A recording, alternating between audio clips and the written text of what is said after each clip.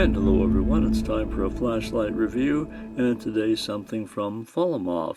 Although your pronunciation may vary on the name of this company, but that's what I've been calling it for a little while.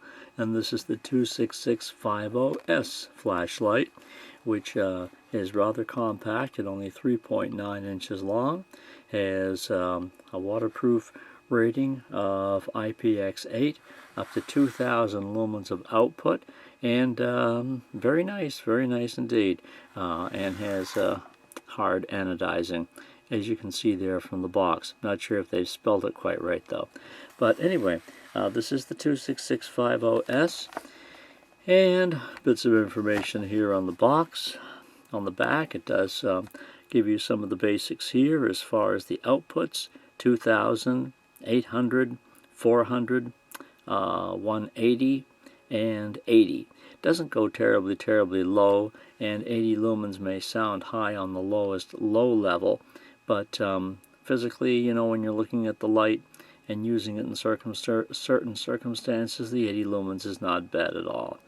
There's your beam distance of 216 meters, candle power, impact resistant to a meter, and that's pretty much it as far as that's concerned. So let's open up the box and take everything out as is.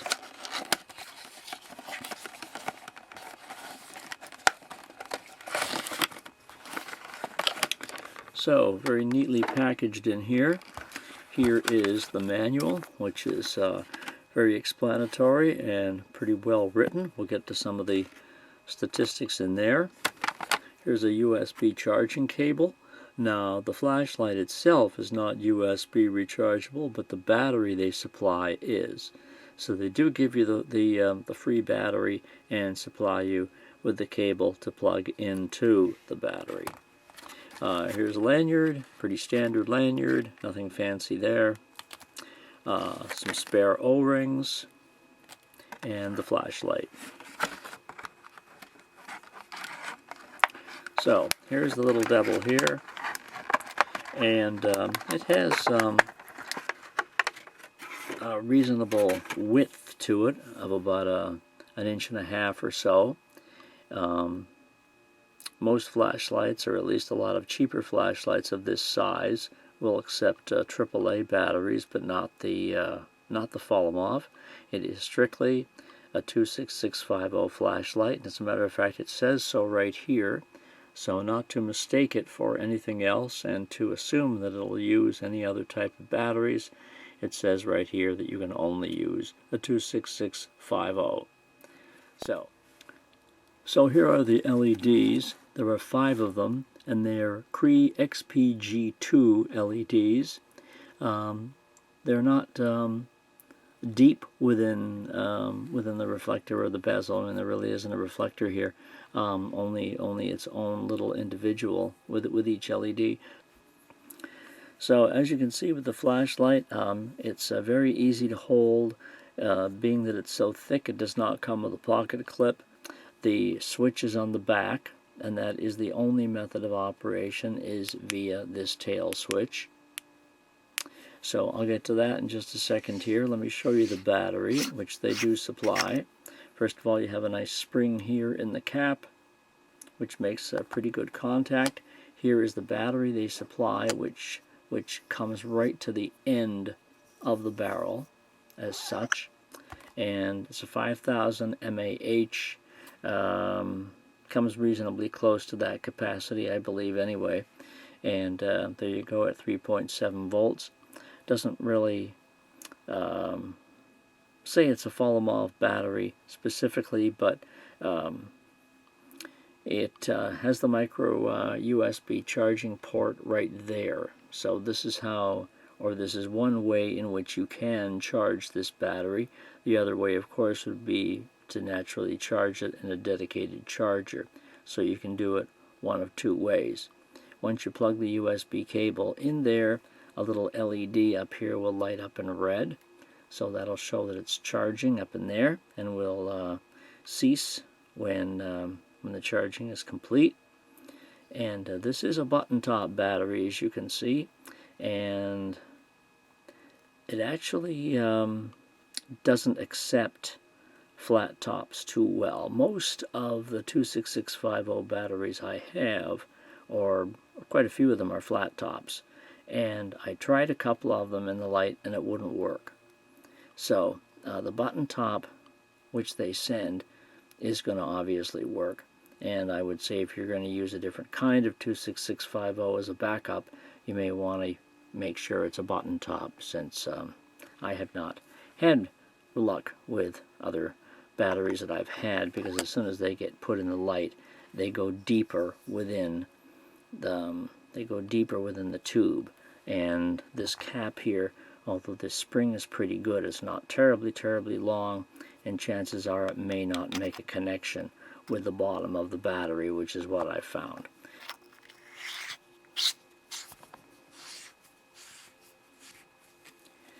And to operate the light, it has two operating systems, a tactical mode and an illumination mode.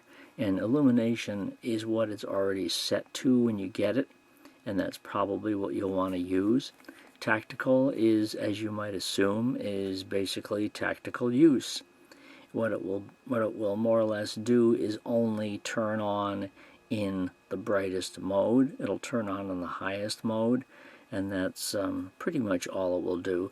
There are a couple of sub-options here within the tactical mode setting, but all that does is either make it so it'll only illuminate with your finger holding the button, or make it so once you turn it on, you can sort of give it a light press for a second and then release, and then it will stay on constantly. But those are pretty much your only options with the tactical mode.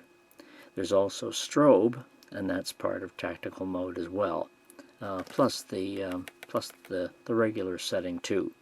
So in illumination mode, you get all the regular outputs, as you see right here, as we discussed earlier, the low, medium, high, turbo, etc. So the regular modes are within illumination, and then you get the three flashing modes: strobe, SOS, and beacon. And it also has a lockout feature. I don't really see that there's too many opportunities for this switch to actually turn on inside a pocket, but because it is recessed somewhat here. But if you feel that you need to lock it out, you can with that feature. It also has a countdown timer, so if you want to turn it on and only have it stay on in 3-minute increments, you can do that. You can set it for 3 minutes, and then if you want it longer, you can set that for 6 minutes and 9 minutes and 12 minutes and so forth. In 3-minute increments, you can set it so it'll shut off automatically. So that's another option. And the low voltage warning basically just tones down the output. It steps down the brightness when the battery gets low, so that basically you're only stuck with low mode kind of thing. But anyway, that's what the low voltage warning does. So to operate the light is pretty simple, and this is in illumination mode at the moment. Just press the back button, and of course it does have mode memory, so it always remembers the last mode it was on. And it also counts down from the highest to the lowest. In other words, from turbo to lowest low. The manual actually seems to indicate that it goes in both directions. That once it gets down to low, it starts ramping. It starts going back up again. But the light I got does not do that. So personally, I prefer them to go low to high rather than high to low. Yeah, it's just what I'm used to, and I find it a little bit easier. But that's what this one does. So anyway, let's turn the light out over here, and I'll show you the beam. Here is turbo, and the output is very bright. There's turbo, here's high, here's medium, here's low, and here's the lowest low. they're quite well spaced and certainly suitable for whatever circumstance you'll need the light for, but this is the lowest low right here. And even on camera it may seem relatively bright, and it is, but you know, 80 lumens is not as low as 10 lumens or 2 lumens like a lot of other lights do. And then pushing it up, you get quite a jump there up to the next. Oh, actually no, that was turbo. So that's right, when you're on the lowest low and you click it again, it goes right up to the highest mode. It goes right back up to turbo again from lowest low, see? So there's your turbo, and there's high and medium and low and lowest low. So the again, the steps on the outputs are fairly good. Now this time I'd like to take it outside and show you what the beam looks like in the darkness of the night.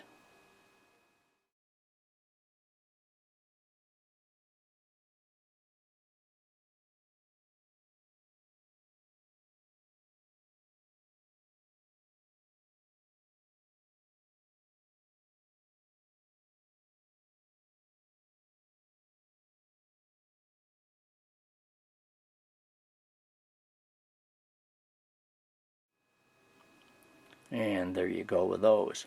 Now to get to the flashing modes, of course all you do is double click the button a couple of times, and here is strobe, and then double click it again, you get SOS, and then double click it again, you get the beacon mode. And beacon works like you might see a lighthouse work. If you're standing on the shore, you can see it ramps up and then ramps down and stays dark for a bit, and then ramps up and then ramps down. So that's your beacon mode, and that's pretty cool if you want something that does that. Give it just one little click from that if you want, and mode memory will take you back to the last mode you were on before you started fiddling around with that. So not too much else to say about this light. It has some nice features. You can of course go to lightsandgear.com, where I've done the full review over there, and read about it some more, and look at some more outdoor pictures and that kind of a thing, and get a better feel for it. There is of course a link below if you'd like to pick one up at a good price from Amazon, and the same link is available at my written review at lightsandgear.com as well. But the Folomov 26650S is a very compact, easy to use, very powerful little pocket flashlight, and will suit you well for many situations indeed. The battery, very powerful. Again, the 26650 lasts for quite a long time. I didn't mention the times on the output, but basically they say even the highest mode will give you 3 hours of illumination. And from what I've seen, I mean, it does start getting warm. I'll say that. Once it's been on turbo for a minute or two, it does start getting pretty warm. So I haven't left it on for much longer than that, but I have not seen that it does any kind of an automatic step down either. So from what I can tell, it will remain on turbo for as long as the battery can provide the voltage. So, but even on the lowest, even on low, which of course, you know, the lowest low, which is 80 lumens, I mean, even that is supposed to give you 60 hours of runtime, and that's certainly bright enough to see in a lot of situations. So that's a long battery life. But anyway, that's the flashlight for today. I hope you've enjoyed the review. Let me know with comments or questions if you have any, and you can check out my written review at lightsandgear.com. All right, take it easy. Thank you for watching. Take care.